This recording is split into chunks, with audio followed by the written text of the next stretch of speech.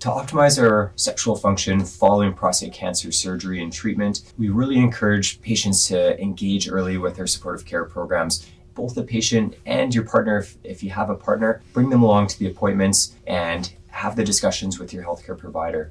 One of the most rewarding scenarios is when we have a patient attend our education sessions before they even get treatment. They get educated, have a good idea about what some of the expectations are following their treatment, and return in the early postoperative period or the early post-radiation period.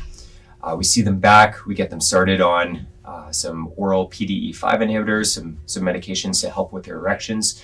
And sometimes that works, but in some cases it's not enough. And we move to something like vacuum therapy or even injections. And in the vast majority of cases, most men are pretty reluctant at the initial thought of an injection in their penis. But I have to tell you, those that persevere through and get the training, come in, have an in-office injection, go home, work with the dosing to find a good, meaningful dose for them, end up coming back the next 3 months, 6 months later, and have excellent results. They're amazed by how well the medication works in most cases, and it's much easier to engage either by themselves or with their partner sexually again.